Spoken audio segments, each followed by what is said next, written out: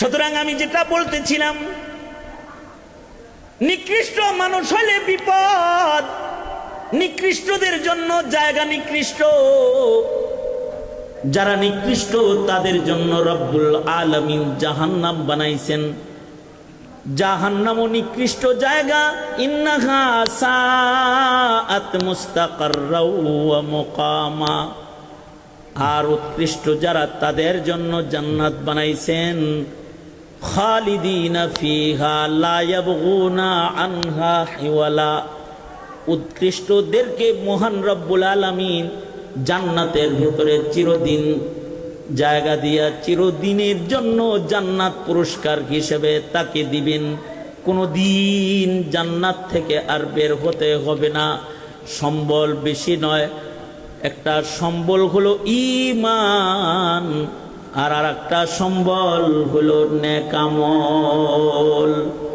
ইন্নাল্লাযীনা আমানু ওয়া আমিলুস সালিহাত উলাইকা হুম খায়রুল বারিয়াহ। ইন্নাল্লাযীনা আমানু ওয়া আমিলুস সালিহাতি উলাইকা হুম খায়রুল বারিয়াহ। যাদের ঈমান আছে, যাদের নেক আমল আছে, যারা ঈমানওয়ালা আমলওয়ালা, তারা সৃষ্টির শ্রেষ্ঠ, তাদের রব্বুল আলামিন জান্নাত দান করবেন। চামড়া কালা হইলেও তাকে জান্নাত দিবেন। আল্লাহ তাআলা গরিব হইলেও তাকে ফেরদাউস জান্নাত দিবেন। কারণ আল্লাহর কাছে দামি হইতে সুন্দর চেহারা, সুন্দর বাড়ি, সুন্দর গাড়ি, সুন্দর শান শওকতওয়ালা জিন্দেগি লাগে না। আল্লাহর কাছে দামি হইতে সম্বল লাগে ঈমান, লাগে বান্দার কিছু নেক আমল। সুতরাং শ্রমিকেরিয়া ইনকাম তোমার কম, ভাঙ্গা ঘরে থাকো, কিন্তু ঈমান আমল ঠিক করো। তোমার গায়ের চামড়া কালা, কেউ তোমার পছন্দ করে না, তোমার ঈমান আমল ঠিক করো, তুমি আল্লাহর পছন্দের, আল্লাহর কাছে পছন্দের। নবীজির কাছে একটা কালা লোক আসা যাওয়া করতো, নাম জহের বিন হারাম। একদিন নবীজি সাহাবীদের বয়ে রইছে, আর সে আসছে। নবীজি বলে কি বলে নবীজি বলে, এই যে কালো লোকটা আসছে না, ও আমার গ্রামের বন্ধু, আর আমি মুহাম্মদ ওর শহরের বন্ধু। নবীজি পরিচয় করাই দিতেছে। নবীজি কাউকে বন্ধু বলল, তার মানে কি? নবীজি তো আসলে আল্লাহর বন্ধু। নবীজি হাবিবুল্লাহ, নবীজি আল্লাহর বন্ধু। নবীজি কাউকে বন্ধু বলছেন, তার মানে হাবিবুল হাবিবি হাবিবুন।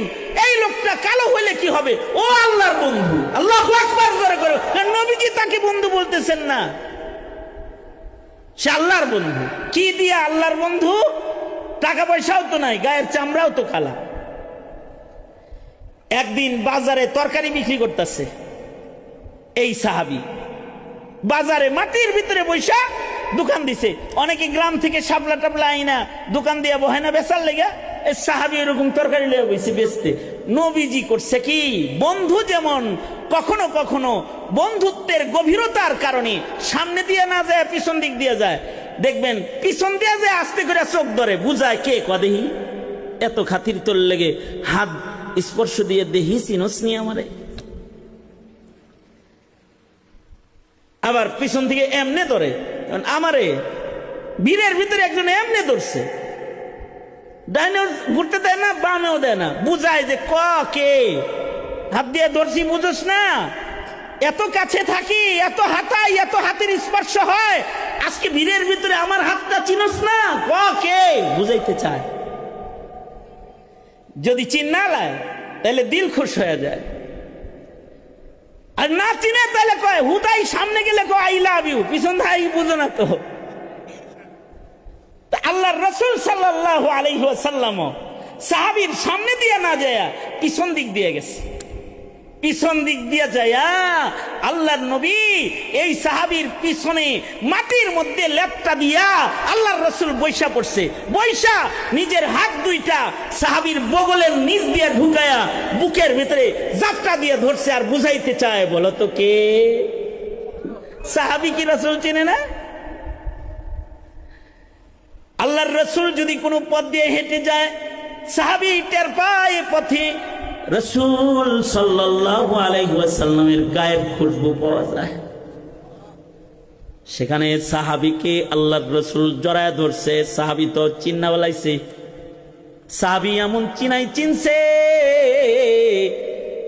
সাহাবী নবীজি জড়ায় ধরেছে, আর সাহাবী আরো নিজের নবীর বুকে যাইতে ধরছে, যাইতে ধরে নিজের পিঠকে নবীর বুকের মধ্যে ঘষতেছে। অর্থাৎ নবী আরবীর দেহের স্পর্শের বরকত নিজের দেহের চতুর্দিকে লাগাইতেছে। সাহাবীর ধান্দা হলো আল্লাহর রসুলের চামড়ার স্পর্শের বরকতটা দেহের মধ্যে লাগায় রাখি, এই স্পর্শ নাজাতের উসিলা হইতে পারে। কারণ আমার নবীর সাথে যেই মাটি লাগে ও মাটি আরশের চাইতে দামি।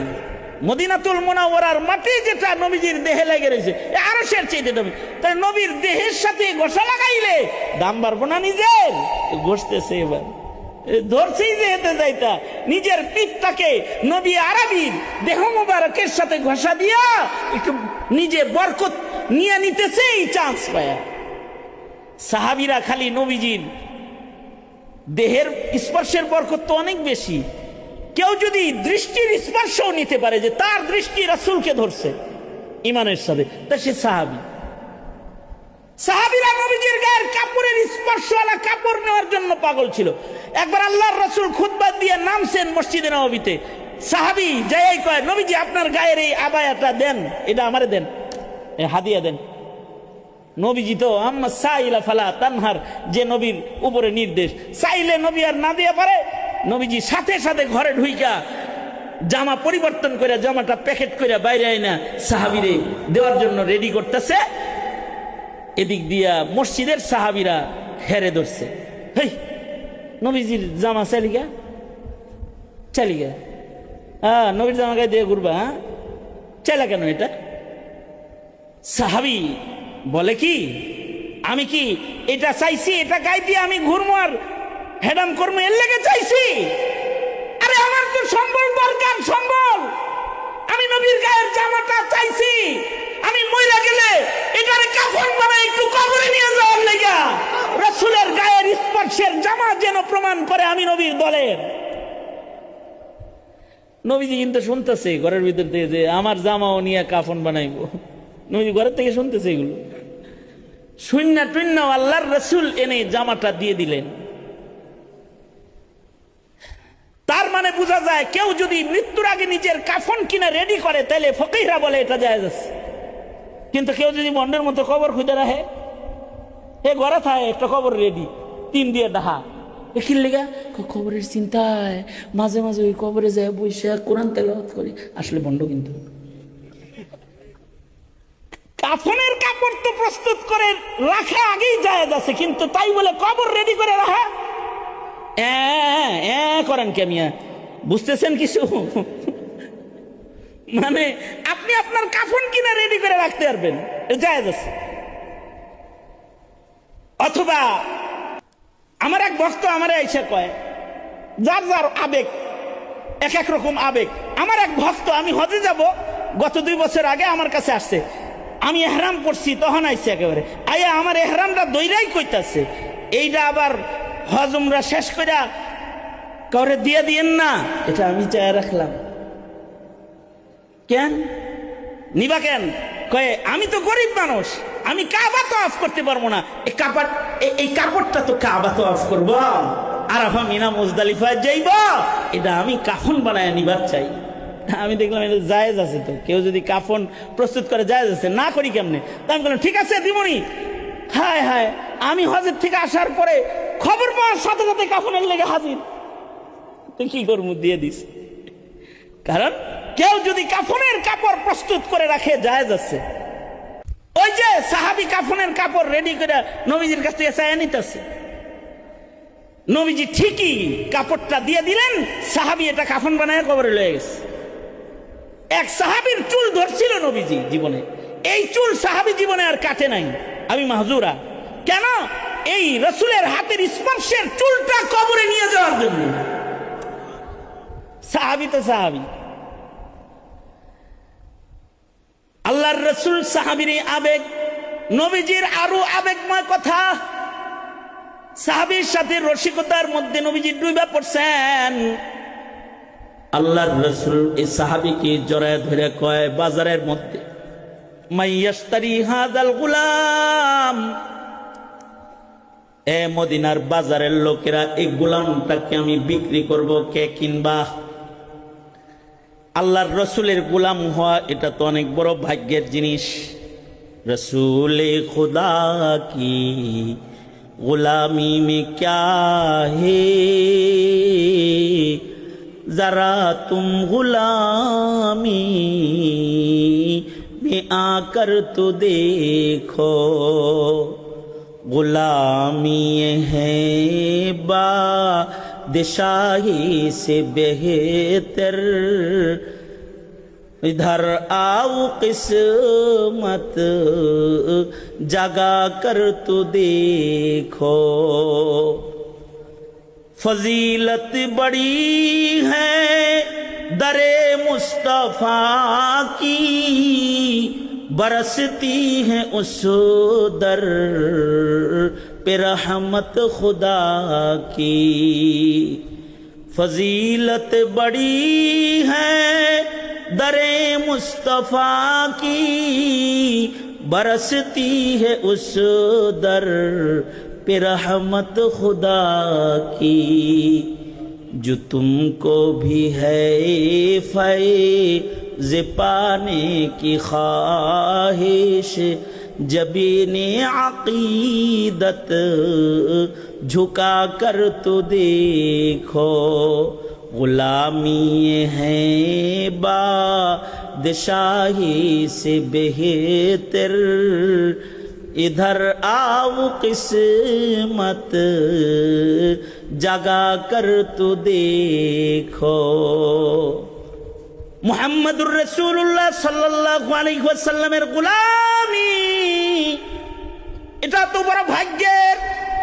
কেউ যদি আল্লাহর রাসূলের গোলাম হইতে পারে এর চেয়ে বড় ভাগ্য আর নাই। সেখানে আল্লাহর রাসূল সাহাবীকে বলে, কে আসোস রে এই বাজারে, এই গোলামটা বেচমু। সাহাবী রাসূলের সাথে হাসি মুখে আল্লাহর রাসূলকে বলে, নবীজি লাভ হইব না বেশি, কারণ হলো এমন কালা মানুষের দাম বাজারে নাই, এমন কালা গোলাম আর কয় টাকা দিয়া মানুষ কিনবে, এটার দাম নাই, লাভ হইব না, দাম নাই। আল্লাহর রাসূল বলে, বাজারের মানুষের কাছে তোমার চামড়া কালো, এজন্য গোলাম হিসেবে তোমার দাম নাই, কিন্তু আমি রাসূল সাক্ষী দিতেছি তুমি আল্লাহর কাছে অনেক দামি, তুমি ইনদাল্লাহ অনেক দামি আল্লাহর কাছে। এই কালা সাহাবী যে আল্লাহর কাছে দামি কি দিয়া? তার ঈমান দিয়া, তার আমল দিয়া। ইনশাআল্লাহ ঈমান আমলের যত্ন করব, ইনশাআল্লাহ বলেন।